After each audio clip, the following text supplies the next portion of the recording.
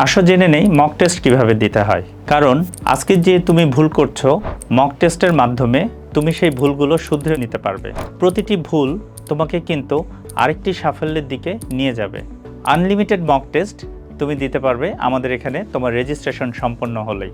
তাই mock test দাও এবং প্রতিটি ধাপে নিজেকে উন্নত করে নাও ভুল শুধরে নিয়ে। আসো জেনে নেই কীভাবে মক টেস্ট দিবে।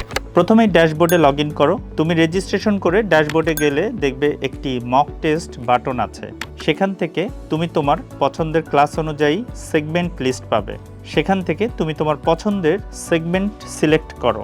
অর্থাৎ তোমার ক্লাসে যদি cyber security, e commerce, green digitalization, IoT এই সেগমেন্ট থাকে, তুমি যে কোনো একটি সেগমেন্টের মক টেস্ট দিতে চাইলে শুধুমাত্র সেই সেগমেন্টটি সিলেক্ট করো।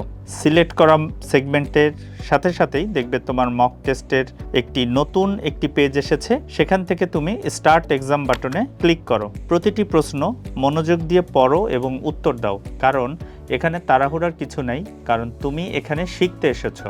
এখানে ভুলগুলো করে তুমি শিখে নিতে পারবে। যে প্রশ্নগুলো ভুল হবে তুমি সাথে সাথে তার সঠিক উত্তর দেখতে পাবে।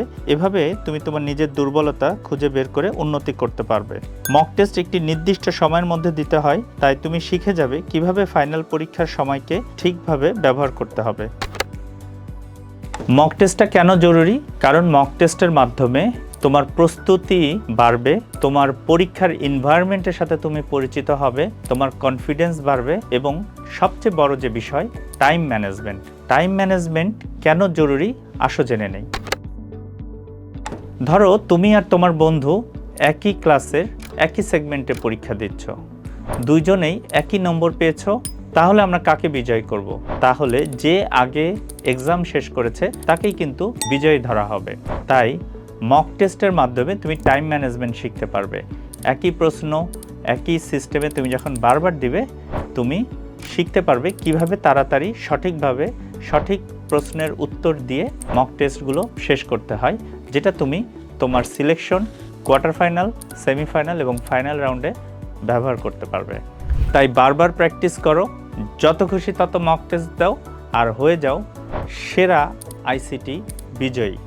কারণ আমাদের কিন্তু একটাই লক্ষ্য, হতে হবে আইসিটিতে দক্ষ।